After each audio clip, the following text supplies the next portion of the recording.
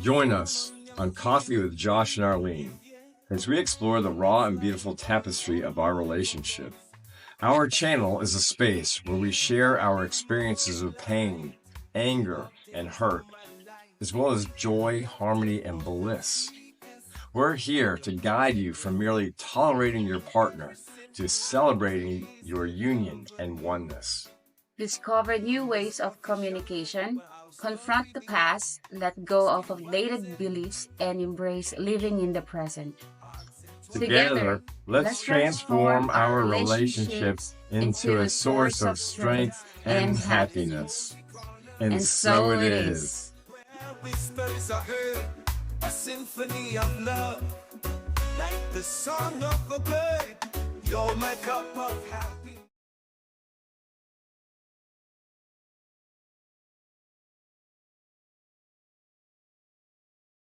Chapter 4: Reconciling with Our Past.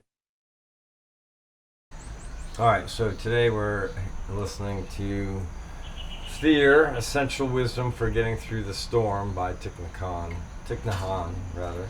And he's talking about, this is chapter 4, Reconciling Our Past. So let's hear what he has to say. Reconciling with our past. Our original fear isn't just from our own birth and childhood. The fear we feel comes from both our own and our ancestors' original fear. Our ancestors suffered from hunger and other dangers, and there were moments when they were extremely anxious. That kind of fear has been transmitted to us. Every one of us has that fear inside. And because we suffer from that fear, we make the situation worse. We worry about our safety, our job, and our family. We worry about external threats. Even when nothing bad is happening, that doesn't prevent us from feeling fear. Once, a young American came to Plum Village and practiced meditation with several others. During this time, I suggested to everyone present that they write a love letter to a parent, regardless of whether that parent was still living. Writing a letter is a form of meditation practice. This young man could not do it, because every time he thought of his father, he suffered greatly. His father had already died, and yet he could not reconcile with him. His father had terrified him when he was growing up, so much so that even now, he was afraid to speak to him through a letter. He could not bear to even think of his father, much less write to him. So I gave him an exercise to practice for 1 week. Breathing in, I see myself as a 5-year-old child. Breathing out, I smile to that 5-year-old child. When you were a small boy or girl, you were very fragile, very vulnerable. Just a stern look from your father can create a little wound in your heart. If your father tells you to shut up, you can get wounded. You are very tender. Sometimes you want to express yourself. You try very hard to find words, and your father is a little irritated, and he says, "Shut up." It is like a bowl of ice water being poured on your heart. It wounds you deeply, and the next time you will not dare to try again. Your communication with your father becomes very difficult. Breathing in, I see myself as a 5-year-old child. Breathing out, I smile to that 5-year-old child. Do you think that child is no longer there? The little boy or girl in you is still alive, and maybe still deeply wounded. That child is calling for your attention. But you have no time for him or her. You're too busy. You conceive of yourself as an adult, but in fact, you are also that little girl or boy who is deeply wounded and afraid. So when you breathe in and see yourself as a small child who is fragile like that, compassion is born in your heart. And when you breathe out, you smile to him or her, and that is already a smile of understanding, of compassion. The little child inside you can suffer so much.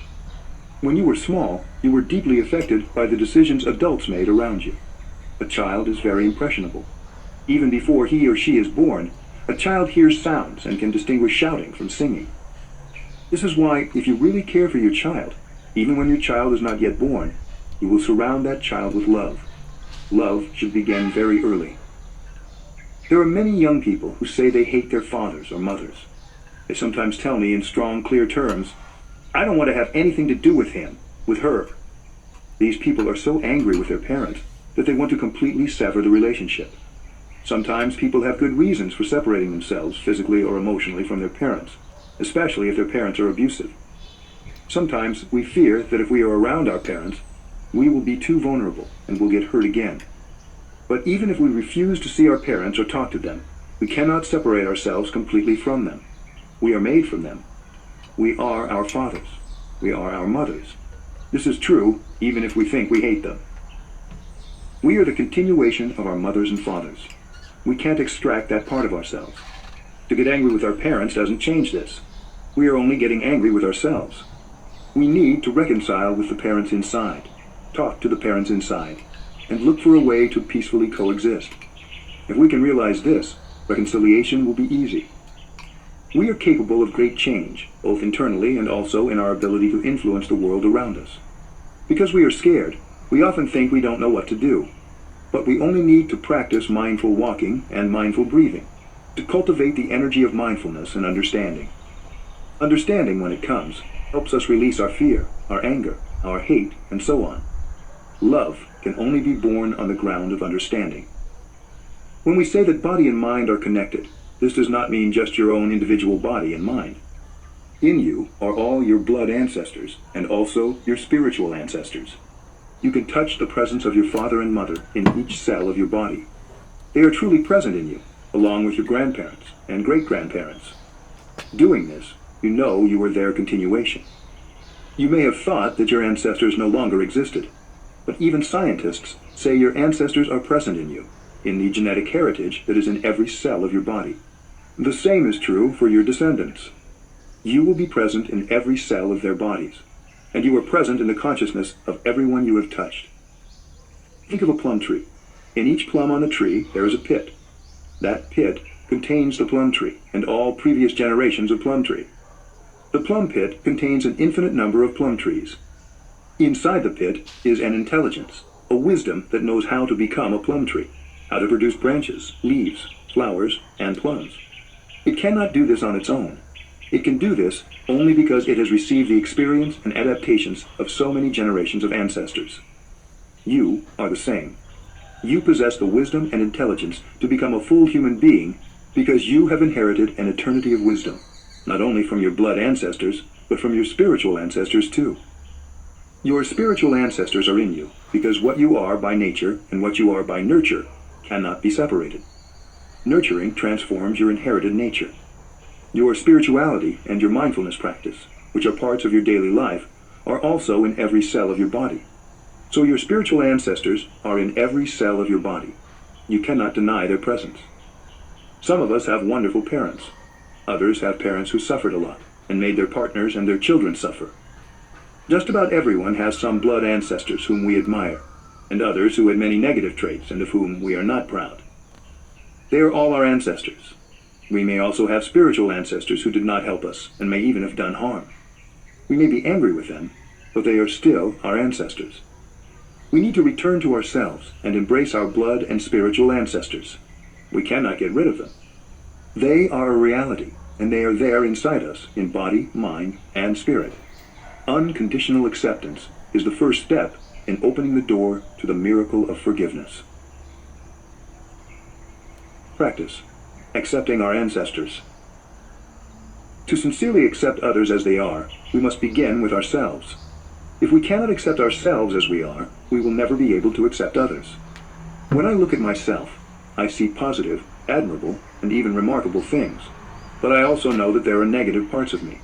So first, I recognize and accept myself.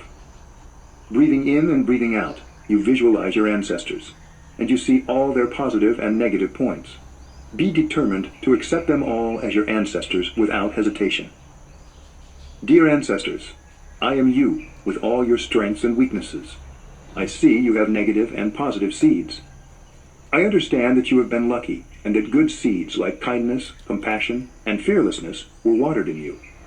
I also understand that if you were not lucky and negative seeds like fear, greed, and jealousy were watered in you, then the positive seeds did not have a chance to grow.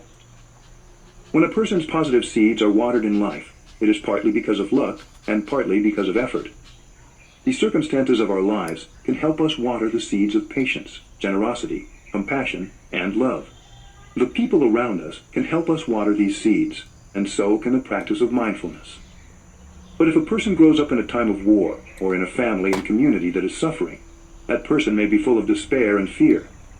Parents who suffer a lot and are afraid of the world and other people water the seeds of fear and anger in their children. If children grow up embraced by security and love, the good seeds in them are nurtured and grow strong. If you can look at your ancestors in this way, you will understand that they were human beings who suffered and tried their best. That understanding will erase all rejection and anger. Accepting all your ancestors with both their strengths and their weaknesses will help you become more peaceful and less afraid. You can also see your elder brothers and sisters as your youngest ancestors, because they were born before you. They too have strengths and challenges, like all of us. Making peace with your ancestors takes some practice, but it is important to reconcile with them if you are to settle the fear within yourself. You can do this anywhere, before an altar or a tree, on a mountain, or in the city. All you need to do is visualize the presence of all your ancestors inside you. You are their continuation. Only when you make your peace with them can you be 100% in the moment. But I have a fear. I won't deny it. It's all because that I have my mother and father inside of me, and the ancestors that up until now, some of their traits we didn't accept it, and we cannot accept it with who they are. Um, Unconditional acceptance is a big thing. Like mentioned yesterday, if you recall, accepting the people who they are because they are with the divine, and no matter how bad they are, but still, I think we're all brothers and sisters in here. You mentioned we're all brothers and sisters, and based on my belief system that there is only God, there is only spirit, there's only energy that's in all, through all, as all, the Alpha, the Omega. Okay, for those who are familiar with their Bible, they've heard that term. And so if God is all present, that means there's nowhere God cannot be, which means that whether it's the blade of grass, whether it's the particle of sand on the beach, the droplet of water, or our individual bodies and cells and whatever makes us up, we're all God's stuff. We're all individual manifestations of the divine. And so this is true of everyone, because it's either true for all or maybe true for none. And there are some people who seem to teach that there's a God outside of me that's going to test me and punish me and all kinds of things. And I need to be forgiven, because if I'm not, I'm going to be damned to a place of eternal hell and damnation and gnashing of teeth. And I used to believe that once upon a time, and now not so much, because if there's only spirit and only God, then there can't be anywhere where God is not, and God's not going to punish God, right? God's not going to punish itself. And I use the word it because I don't believe God is male or female. God is all. And so I don't know what that form is. And sometimes you spend a long time trying to reconcile that. Anyway, so yes, I agree that we're all brothers and sisters. We're all interconnected. We're all of God's stuff. And yet some of us are conscious of it. Some of us aren't. Some of us are, so it's challenging.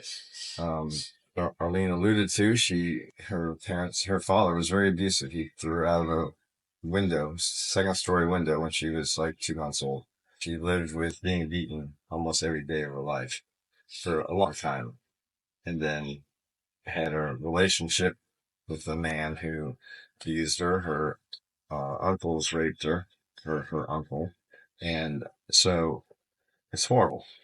And yeah, I come from a life where my parents loved me and they cared for me, and it was a relatively loving family, and yet I still felt anger towards my mom and anger towards my dad. And I don't think it was justified, but regardless, we can hold anger and bitterness and resentment regardless of how good or bad our life is. And I certainly had my share of it. And I think learning to forgive, learning that my ancestors are part of me, that my mom's in me, my dad's in me, that I'm sure I've got ancestors who were less than noble, and I've got others who were very noble. My grandfather, I greatly admire, super hard worker, dedicated servant, and a man who took care of his family financially. And yeah, he grew up through World War One, World War Two, Great Depression, all that stuff. And so there were aspects of my grandparents' life that those have gotten drilled into me because of fear. There was fear of dying. There was fear of not having the resources to take care of your family and all kinds of things. So interesting that Thich Nhat is talking about original fear, hunger, safety, job, external threats, and then the suggestion to write a love letter to our parents. So that learning to accept ourselves, I think there's always a part of us, and this may not be true for everyone, but I think for most people, there's a us we don't want to admit. I don't want to admit that I've had lots of relationships. I'm embarrassed about it, but that's part of me. That's who's made me who I am today. And I'm so grateful to be married to Arlene and share with her. And, she carries fear that, oh, I've had past relationships and she's going to wind up like them. And, maybe I've got fear about being abandoned and being thrown away and being kicked out and not feeling worthy and so on and so forth. And I don't think these are uncommon fears, by the way. Most of us are.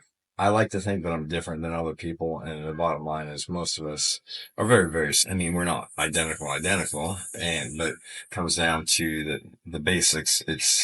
There are categories or buckets that we fit into based on our archetype, based on certain things, and it's relatively predictable. So I think it's a worthy topic to forgive ourselves because I think most of us, at least at my age, have done something in your life that needs forgiveness, that needs to be let go, that whether it was cheating on your spouse, whether it was telling a lie, whether it was stealing something as a child, there's something because we're human. That's how we are. So I'll pause here and let Arlene say a few words if she desires. Oh, I'm so proud of you, husband, that you're vulnerable and you release those fears, though I already know it, based on our circumstances when it comes to communications. It always, have that kind of fear. The fact you mentioned that maybe one day you'll be kicked out or, abandoned. And again, learning new ways, learning and accepting, and I jump into this kind of relationship where I find happiness, joy. I'm happy about it. And sometimes it's not always happy relationship. There's always part of it are, not really nice. Seeing the world, learning to accept it and forgive ourselves and doing our best to make it right.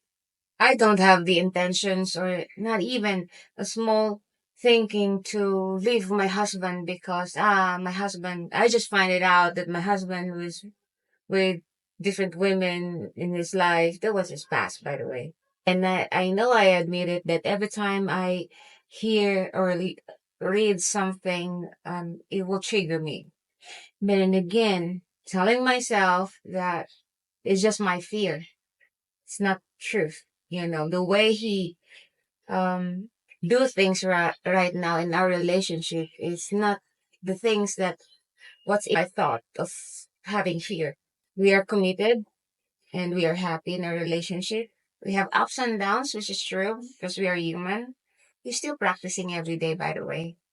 And I'm trying and I'm doing my best to be a better version of Arlene. That's not the perfect Arlene before. Um, this time I want to make, my story meaningful. Of course, with my husband and with my family. But then accepting, like my parents, like my mother. How will I accept it? My husband mentioned about writing a letter to our parents. I don't think so that I can write something about it, but I will, do my best. As I think that I still have the hurt, inner child of me in myself. So letting go of the past is not ignoring it. Acknowledging that the past is present.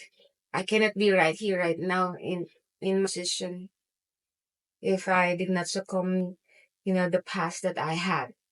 Like what I've asked, I need time, and he added patience on it. I'm so grateful that my husband has patience, because all I know that this man right here doesn't have patience at all. I mean, he can say whatever he wanted to say. He can, do whatever he wanted to do.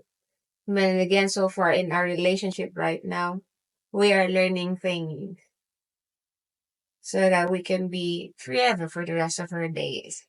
This is what we heard in the story that it's all, long, long, long ago in the far, far land, and then it ended up with it, um, and they live happily ever after.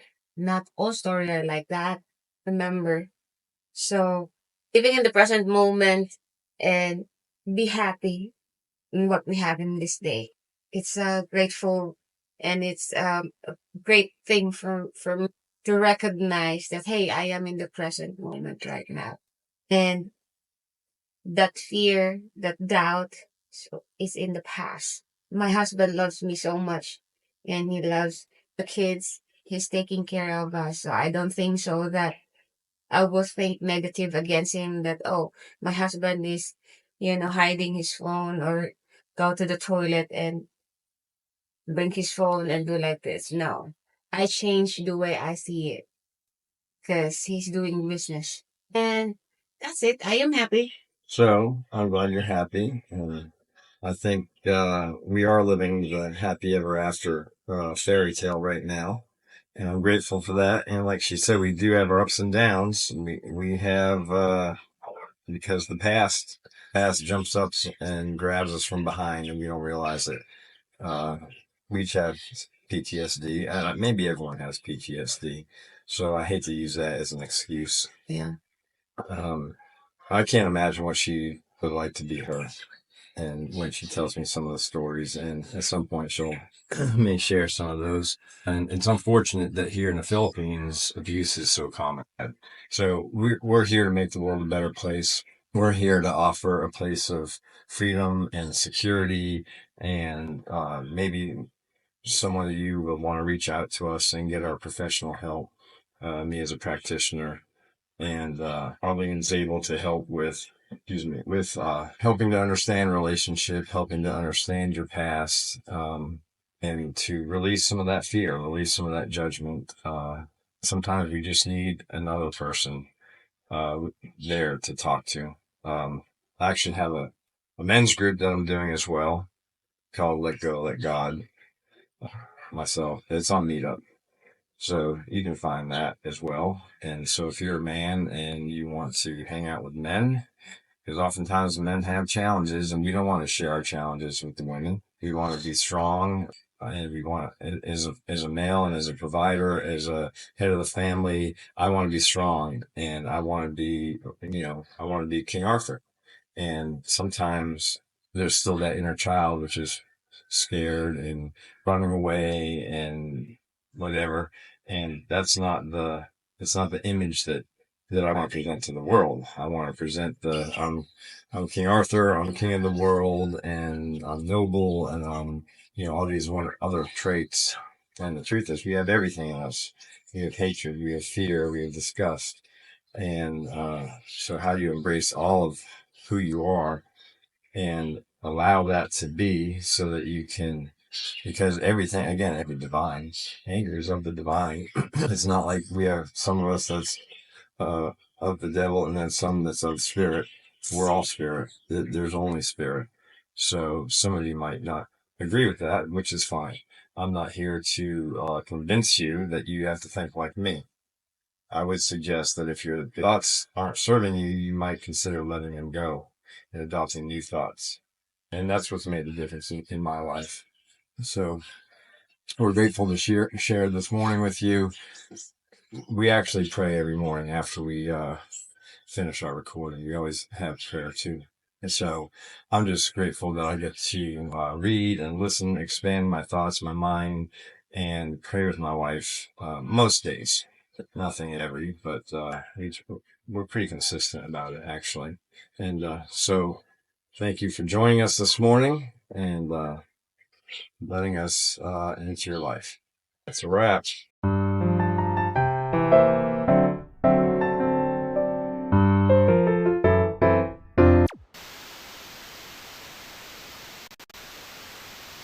Anyway, I'm so grateful, husband, that slowly I truly understand the fear, the negative part of me that's still in the past. And it feels good inside, when I have the freedom.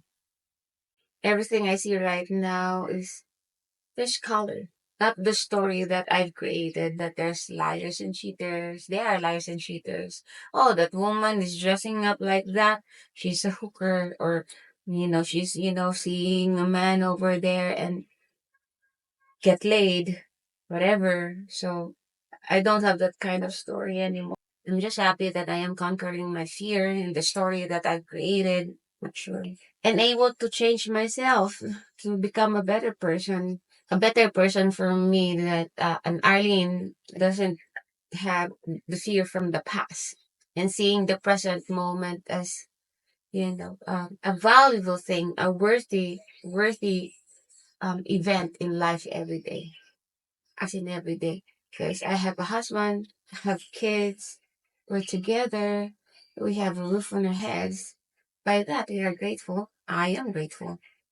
We have food, we eat 6 times a day. So I asked my wife, please, honey, feed me healthy food. Please help me to not be a chubbalub. And here I am, Mr. Chubbalub. Not happy about it.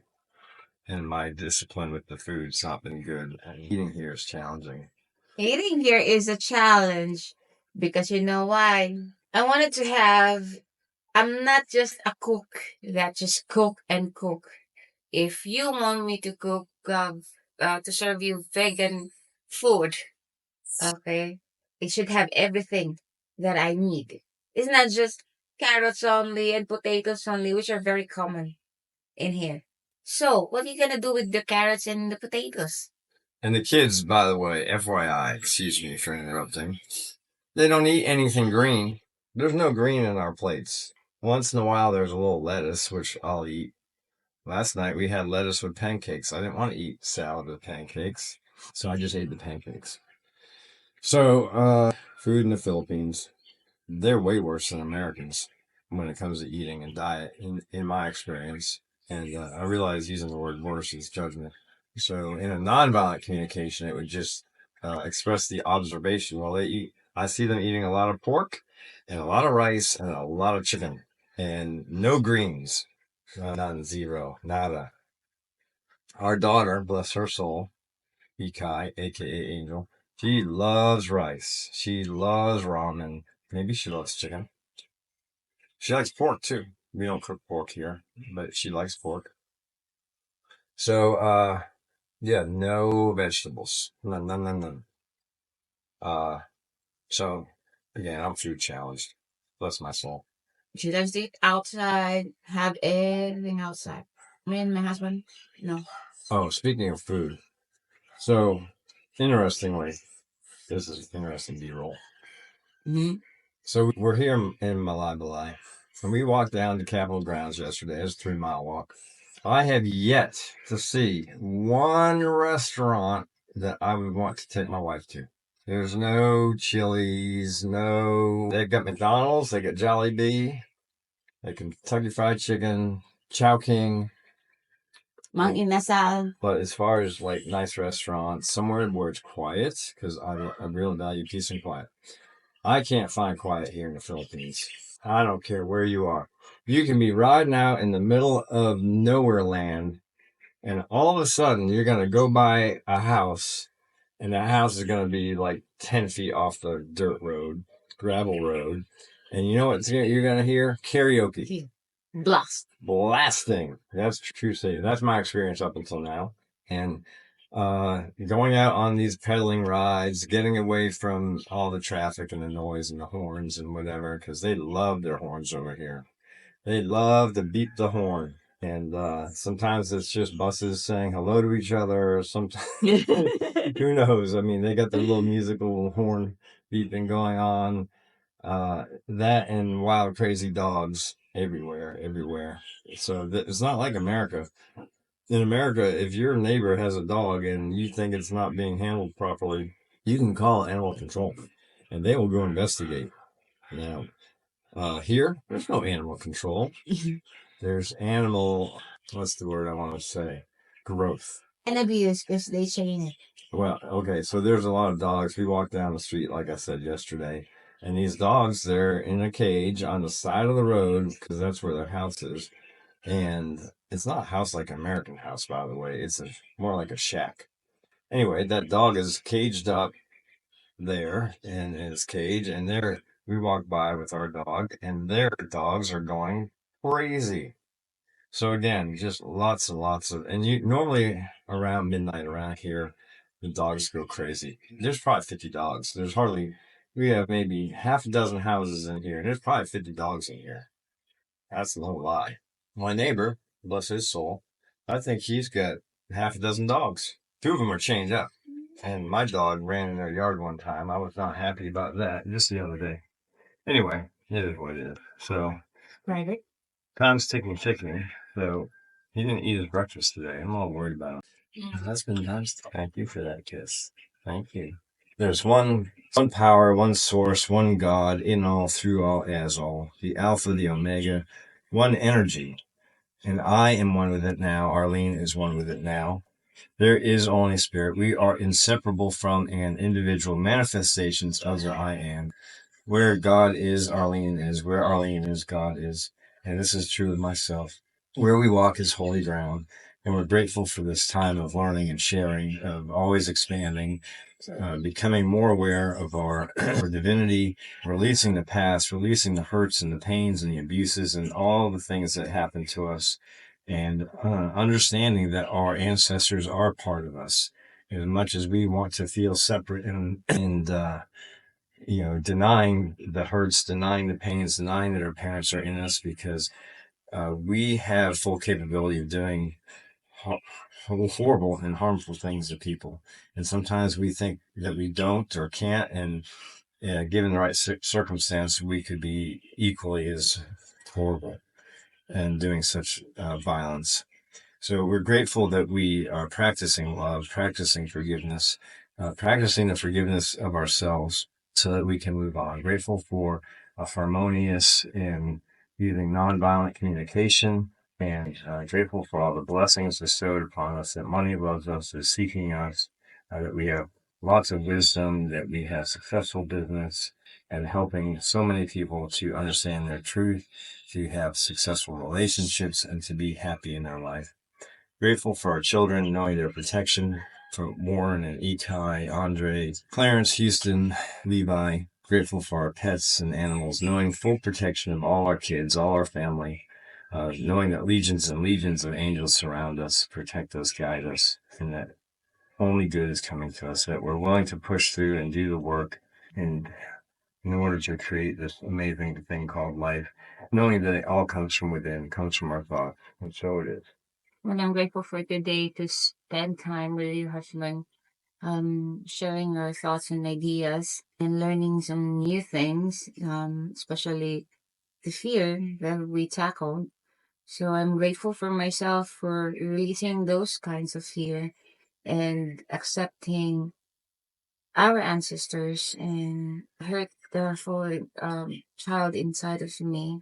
And I am grateful for your unconditional love that you showed to us and you shared to us. And grateful for our 8 kids, knowing that they are safe and are perfect in health as always, especially Warren. And grateful for our day today, a productive day. Grateful for spending time also with the nature, like farming the plants, and grateful for our pets, grateful for the love for each other, having the compassionate heart, and learning to forgive and accept who we are and forgive ourselves also. And I am grateful for this wonderful day today to learn new things and it's Black Friday. What? Good Friday. It's a Good Friday today, so I can see that it's quiet, and I am grateful for um everything what we have today in this day, and I'm grateful also for the love that we share for each one of us, and so Yes. hallelujah.